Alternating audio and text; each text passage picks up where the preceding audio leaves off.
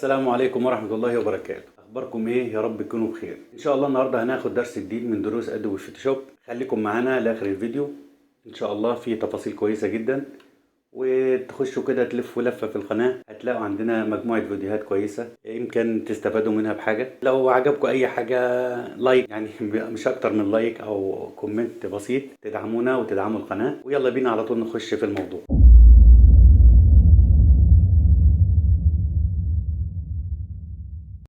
بسم الله الرحمن الرحيم. ان شاء الله النهارده هنبدا درس من دروس ملخص برنامج ادوبي فوتوشوب. هنعرف النهارده ازاي نصمم بوست للفيسبوك او للانستجرام او حاجه سوشيال ميديا. يعني ده التصميم اللي هنعمل زيه ان شاء الله.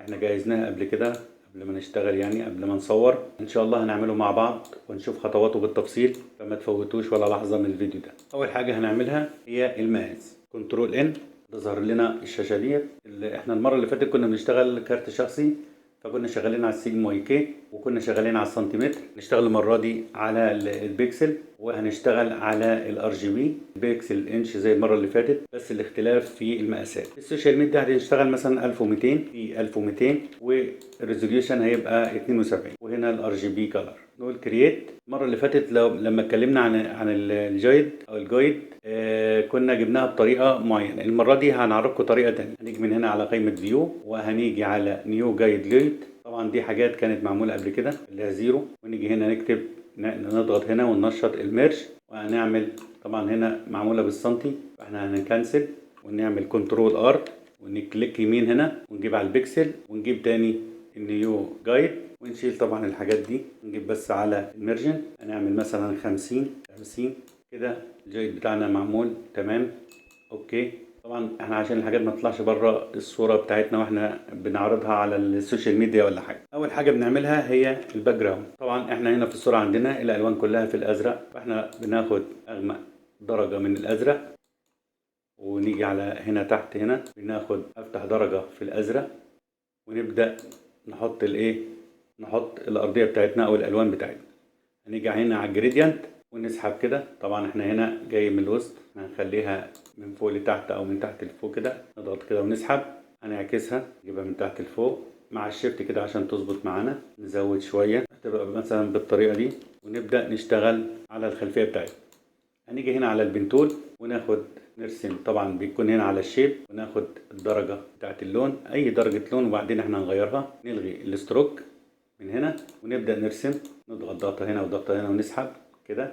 طبعا انتوا عندكم فيديو البنتول. ونيجي هنا بالالت ونضغط هنا عشان نفصل الدراع ده، ونبدأ نرسم تاني هنا كده ونقفل الرسمة بتاعتنا. وممكن اجي بقى هنا بالالت واسحب كده، بالالت كده واسحب، وابدأ الدراعين بتوع الرسمة بتاعتي او رسمة البنتول بتاعتي اهيت، واجي احاول اظبط التصميم بتاعي. ممكن اجي هنا واضغط ضغطة واخد الدراع ده كده اسحبه بالشكل ده، وابدا اديها جريدينت. اجي هنا كده واجي على الاف اكس جريدينت اوفرلي، واجي كده شويه كده عشان اشوف. اضغط هنا على الجريدينت واجي على اول واحده البيزك. طبعا اللونين اللي احنا مختارينهم بيجوا هنا في البيزك في اول اختيار، وانا اضغط عليه كده. اوكي اوكي. كنترول زيرو كده انا شايف التصميم كامل قدامي. واخد كوبي من عندي هنا اللي هو الشيب ده بالت، واسحبه تحت اللاير الاولاني، يبقى عندنا بالشكل ده مثلا. كنترول تي وابدا احرك كده كده مثلا، اعمل بالشكل ده، واخد الت تاني منها، واجي كنترول تي واسحب العكس بالشكل ده، وادوس انتر تديني الشكل ده. اخدهم الثلاثه، اضغط هنا واجي تحت هنا على اخر لاير واضغط مع الشيفت، هيتنشطوا الثلاثه مع بعض. اسحبهم لفوق شويه واحاول اصغر اللايرات كلها مع بعضها، ادوس انتر واعمل لاير جديد من هنا، واخد اول. طبعا اجيب اللون اللي فوق ده هو اللي انا عايزه في المنطقه دي، فانا عملت لاير فوق كل اللايرات بتاعتي. ادوس حرف البي بالكيبورد، كليك يمين واختار الفرشه الناعمه بتاعتي، وادوس في اي مكان بره. حرف الدال اكبر واضغط ضغطتين كده كده مثلا بالشكل ده. عايز اشيل منها شويه بدوس حرف الاي اللي هي الاستيكه اللي هي قدامنا دي، اللي قدامنا بالشكل ده، وامسح منها شويه. طبعا التصميم مش هيبقى نفس التصميم، يعني احنا اللي عاملين التصميم ده بس برضو انت وانت لما تيجي تنفذه تاني مش هيطلع نفس الشكل اللي انت عايزه. انت عشان توضح الجزء دهوت ممكن تديله حاجه دروب شادو ولا حاجه، تيجي هنا كده جنبه كده تضغط وتسحب وتنعمه شويه، تقلل الاوبستي، هيبقى بالشكل ده. وممكن تاخد منه تيجي على اللي في كلمه افكت دي، افكتس، تضغط الت وتسحب وتحطها في اللاير اللي فوق، تضغط الت وتسحب وتحطها في اللاير اللي فوق.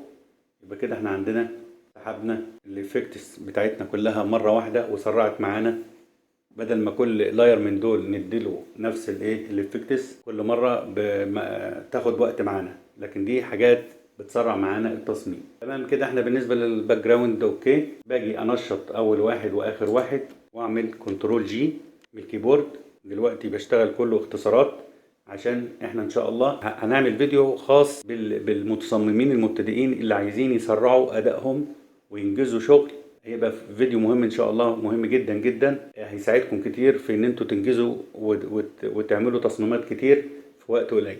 اضغط عليها ضغطتين واسميها مثلا باك جراوند. نيجي نعمل المنصة اللي عليها الموبايل، هنختار الدايرة من هنا كده ونيجي هنا نختار اللون الفاتح ده شوية ونضغط كده ونسحب. نلاقي هنا طبعا هي مش باينة عشان هي تحت الباك جراوند، كنترول د بتطلع فوق الباك جراوند تبقى بالشكل ده. هنعمل لها جريدينت بحيث ان هي الاضاءة هتبقى عندنا من هنا المنطقة دي، فالمنطقة دي تبقى فاتحة والمنطقة دي تبقى غامقة. هناخد هنا جريدينت اف اكس جريدينت اوفرلي، بنضغط هنا ونديها اللون مثلا الغامق شوية. طبعا الحاجات دي والدرجة دي نجيبها الفاتحة، نحاول نظبط الاتجاه بتاع الإضاءة شوية مثلا بالشكل ده كده.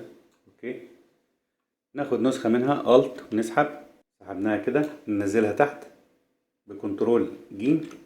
طبعا احنا بنحاول نستخدم الشورت كات طبعا مع المسطرة، بضغط هنا بتجيني الايد دي بسحب كده. هنشيل طبعا الجريدينت بتاعنا من هنا كده عشان نشوف احنا بنعمل ايه، ونجيب البنتول ونضغط هنا كده ونرسم مع الشيفت كده ونقفل الرسمة. ونيجي هنا برضو نفس الحكاية، حرف الفي او من هنا كده تجيب لك المفتول. بص على التصميم بتاعك، الاتنين اللي انت عاملهم اهمت، وده الجزء اللي انت بترسم عليه وبتكمله، بتجيبهم كده بتنشطهم بالشيفت كنترول اي بيبقوا لاير واحد، وتبدأ تغير بقى تديله الجريدينت بتاعه. اجي على اف اكس بعمل الجريدينت وببص كده اعكس الجريدينت بتاعي، اصغر شوية اصغر شوية كده، اقول انتر.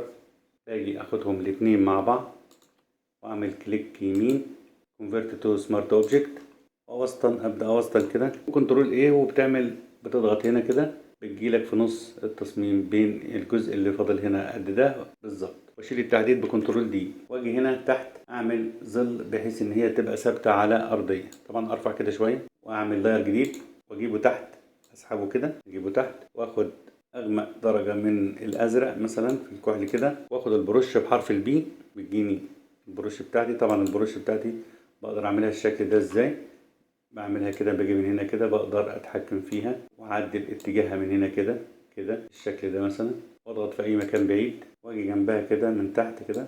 طبعا هي مش راضيه تجيب معايا عشان خاطر الفلو بتاعها صغير، فانا اعلي الفلو شويه وابدا اضغط كده. تمام. طبعا الظل ده عايز يقل شويه، باخد حرف الاي من الكيبورد بتجيب لي الاستيكه بتاعتنا اصغرها شويه. طبعا الاضاءه هتبقى من الجنب ده، فانا بخلي الظل بتاعها اقل من الظل اللي ورا، تبقى بالشكل ده. خدهم الاثنين بالشيفت واعمل كنترول جا بتعمل لي منها نسخه تانية، كنترول تي ومع الالت او مع الشيفت حسب الاصدار اللي عندك، واصغر شويه واجيبها فوق وكنترول جا كنترول تي تاني والت او شيفت اصغر اجيبها فوق، اجيبها هنا شويه كده. دول اخليهم يعني لو اخليهم مع بعض كده واخليهم مثلا سمارت اوبجكت، والاثنين دول اخليهم برضو لوحدهم سمارت اوبجكت، ودول برضو 3 لايرات يبقوا 3 لايرات بس بدل ما يبقوا 6. تمام. واكبر اللي تحت شويه كنترول تي وابدا اكبره شويه كده، التاني برضو اللي فوقه كنترول تي واكبره شويه كده، واللي فوق ده هيبقى هو اللي عليه الموبايل، ناخده شمال شويه عشان نحط الساعه في المنطقه دي. تبقى المنصه قدامنا بالشكل ده. ابدا اجيب الصوره بتاعتي، الصوره الرئيسيه، كنترول او ضغطتين، حرف الدبليو من الكيبورد بيجيب لي اي سيلكت من دول. طبعا انا بختار الماجيك وند او الماجيك تول واضغط هنا ضغطه واحده بتختار لي ان اللون الابيض كله. كليك يمين اعمل حاجه اسمها سيلكت انفيرس بتعكس لي التحديد على الموبايل بس. كنترول سي اعمل كنترول سي واجي اخش على التصميم بتاعي واعمل كنترول في بيجيب لي الصوره اللي انا عايزها. كنترول تي وابدا اسحب اصغر شويه احطه في المنطقه انتر وابدا اعمل له الظل بتاعه. اي حاجه طبعا لازم يبقى لها ظل، فانت تبدا تشتغل كده ايه بالترتيب من جوه لبره. يعني تعمل الباك جراوند، بعد تعمل كده الحاجه اللي هتتحط على الباك جراوند، بعد كده الحاجه اللي هتتحط على الحاجه اللي على الباك جراوند. انت ايه تشتغل من جوه لبره. اعمل لاير جديد وانزل بيه تحت بكنترول جيم واخد البرش بتاعتي حرف البي اصغرها شويه احط بقى ايه الظل بتاعي بالشكل ده. زاد مني شويه بعمل حرف الاي وامسح شويه كده. طبعا الموبايل ده يبقى له ظل مرمي على المكان ده. طبعا احنا هنصغر شويه بحيث لان التصميم كده ايه موبايل كبير زياده عن اللازم. بالشكل ده كويس واجيبهم واوصلهم كده في وسط الايه المنصه كده بتاعتنا. انا عايز اعمل ظل للموبايل ده هنا في ورا كده. طبعا الاضاءه طالما جايه كده هتبقى هنا في مرمي الظل هيبقى مرمي في المنطقه دي. فانا هعمل كوبي منه كنترول جي هيجي معايا بالشكل ده اتنين كده. اخد اللي تحت كنترول تي واجي بالكنترول هنا واضغط كده واسحب بالشكل ده انتر واجي على الاف اكس واعمل كلر اوفرلي واخليها باللون الاسود واقول اوكي واجي على فلتر بلور جزئين بلور وابدا اظبط اخليها ناعمه بالشكل ده كده مثلا واخفف الاوبستي بتاعها شويه صغيرين كده واعمل كنترول تي كده وابدا ايه اطلعها شويه كده بالكنترول اضغط بالكنترول بس واسحب كده هتبقى عطياني الشكل ده تمام. ابدا احط العنصر اللي بعد كده كنترول او بضغط باخد الصوره بتاعتي ديت بضغط هنا بخليها لاير كنترول جي بعمل منها نسخه واجي على النسخه اللي فوق واقص الساعه دي. اقصها ازاي؟ باجي هنا سيلكت. طبعا في كذا حاجه للقص بس احنا بناخد الحاجه الاسرع سبجكت. يبدا البرنامج نفسه هو اللي يحدد لي او يعمل لي سيلكشن على الساعه. عملها لي بالطريقه دي بس طبعا ما خدش الابيض اللي في الوسط ده. فابدا انا بنفسي اعمل ايه اخد الاداه الماجيك تول دي واضغط الت عشان يعمل لي حرف السالب اللي انتوا شايفينه ده واضغط هنا كده ينقص لي الجزء ده من السلكشن. لو عملت شيفت لو جيت وعملت شيفت بيزود لي الجزء الناقص لكن لو عملت الت ينقص لي الجزء الزايد كده.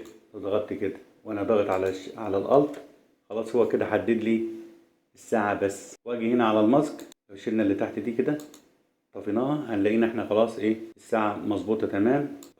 اظهرها وانشطهم الاثنين. طبعا انا باخد الارضيه دي معايا لان انا عايز استخدم الظل ده بشكل طبيعي بدل ما اعمله بايدي باخده هناك وبديله حاجه اسمها مالتيبلاي. باخدهم الاثنين مع بعض كده واجي في الجزء اللي انا عايز احط فيه الساعه كنترول تي والت عشان تظبط معايا المكان بالظبط انتر واجي على الملف اللي تحت اللي هو ده اهو شايف ده واحوله مالتيبلاي واجي بكنترول ال كنترول ال بتديني ليفلز بنقص شويه لو شايفين كده معايا بس كده في حاجات هنا اهيت ممكن انقصها شويه كده هتشيلها لي خالص وهيسيب لي الظل بتاع الساعه. يبقى هو كده وفر عليا وقت كتير واقول انتر او اوكي خلاص كده بقت الساعه موجوده بالظل بتاعها. طبعا بكبر كنترول زائد واجي كده. طبعا الساعه دي اكيد هترمي الظل هنا فهاجي برضو اعمل لاير من هنا واجيبه تحت الساعه زي ما هو جاي كده وحرف البي من الكيبورد واجيب البروش بتاعتي خلي الفلو بتاعها اقل شويه وابدا اضرب ضربتين كده بالشكل ده. مثلا اعمل كنترول اس عشان خاطر الحاجه بتاعتي تبقى محفوظه عندي ولو حصل لا قدر الله حاجه كهرباء فصلت جهاز الكمبيوتر بتاعي هنج ولا حاجه فاكون عامل حساب. واجي بقى احط التكست بتاعتي هقفل دول. انا هاخد الجزء ده بس بجيب حرف الدبليو من الكيبورد بيجيب لي الماجيك تول واضغط كده مع الشيفت يبقى يجيب لي كل جزء انا بدوس عليه. حرف الفي من الكيبورد واسحب واجي في الملف بتاعي واحطها كنترول تي واسحب كده واغير لونها اف اكس كلر اوفرلي واجي كده مثلا واخليها ابيض اضغط كده اخليها ابيض اوكي تمام. هجيب اللوجو التاني انا عايز الجزء ده بس بجيب اي اداة تحديد من دول كده مثلا اجيب المربع ده واجي كده واضغط واسحب بالفي حرف الفي واسحب كده واجي في التصميم بتاعي واسيب كنترول تي، اضغط كده واسحب واجي كده. طبعا انا عملت هنا ده اللوجو ده عملته بالكالر اوفرلي ابيض. ممكن اجي عليه كليك يمين وكوبي لاير ستايل واجي على ده طبعا بالكنترول واضغط هنا كده بيتنشط لي اللاير بتاعي، واجي عليه كليك يمين باست لاير ستايل. خلاص كده تمام، ما فيش اي مشكله. عايز ازود بضغط ضغطتين هنا على الافكتس بتاعتي وابدا ازود مثلا ظل ولا حاجه بالشكل ده واقول اوكي. طيب عايز ازود الكتابه بتاعتي، طبعا هنا مكتوب على الموبايل هواوي بي سمارت 2021. طبعا احنا مش في 2021، احنا في 2022. طبعا احنا بنعمل درس وهمي، يعني وهمي ان احنا بنعمل حاجه للعميل او حاجه او بوست للفيسبوك او لاي حاجه من السوشيال ميديا.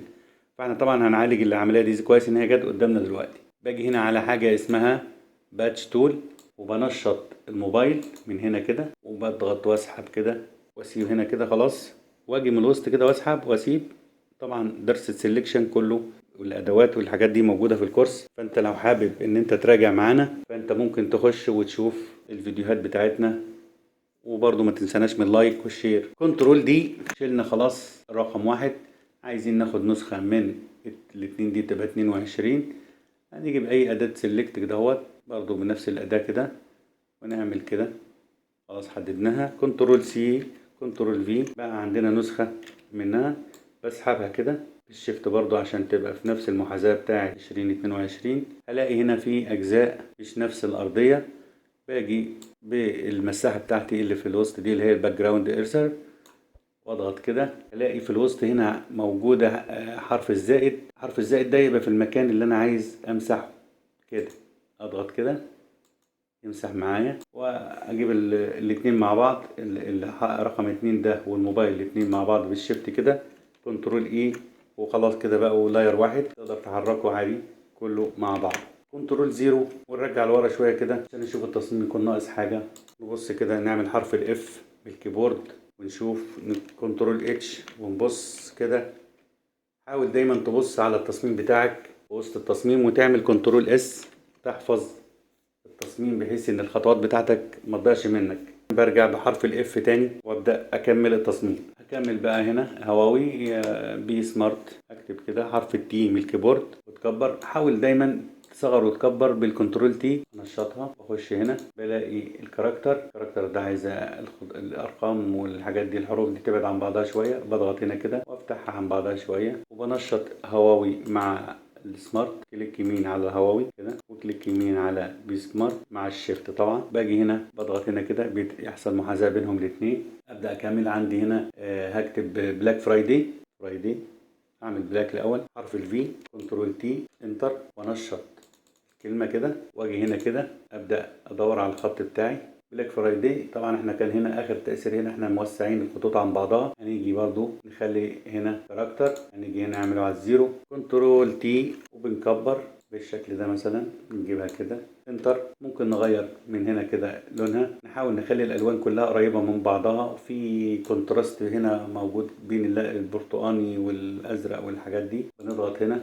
ونسحب اللون اللي احنا عايزينه من هنا كده مثلا نحاول نعدله بقى من هنا. ممكن تغير الدرجه بتاعته من هنا. عايز اعمل لها ظل ولا حاجه دروب شادو بسيط الت واسحب منها نسخه واكتب فرايدي واغير لونه من هنا. برضو انا بحاول اعمل لك الحاجه من كذا مكان بحيث ان انت اللي بيريحك تعمله. طبعا هي هنا مش هتتغير لان انا عامل هنا كلر اوفرلي. دي برضو من الاخطاء اللي بتقابل او المشاكل اللي بتقابل المبتدئين ان هو يغير اللون من مكان وما بيتغيرش. ليه؟ لان هو بيبقى عامل هنا كلر اوفرلي. لو ضغط هنا كده هيطلع له اللون اللي هو عايزه.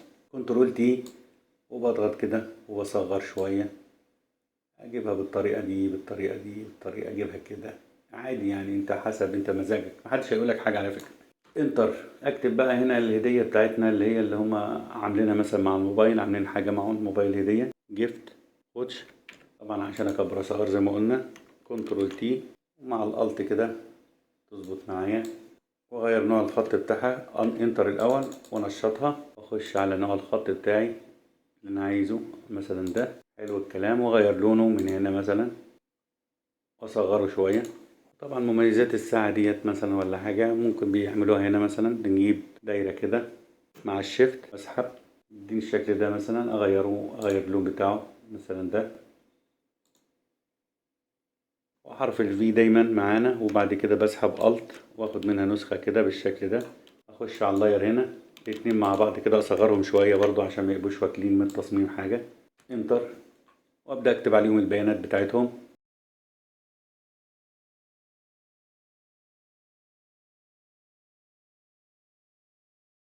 بالشكل ده ممكن كمان اعمل حاجة للشيب ده، مثلا اعمل له اوتر جلو، واحلي ده خليه هنا انت المود البلند مود النورمال، زود شوية كده عشان نشوف، زود السايز خفه شوية.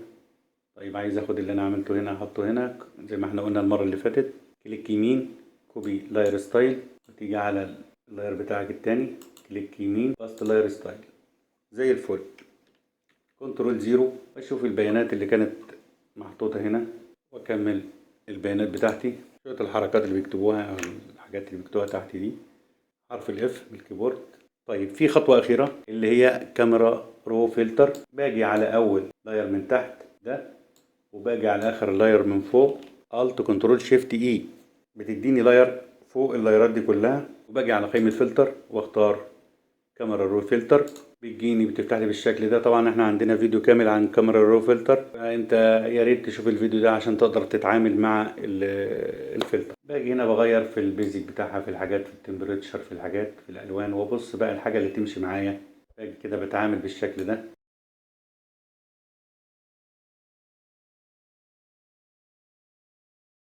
واقول في الاخر اوكي. كده قبل كده بعد. فيا رب يكون فاتكم باي حاجه، ولو انت لسه معانا وموجود لاخر الفيديو فاحنا بنشكرك. يا ريت تعمل لنا لايك، ولو عملت شير يبقى انت كده تشكر قوي. اللهم لا علم لنا الا ما علمتنا انك انت التواب الرحيم، والسلام عليكم ورحمة الله وبركاته.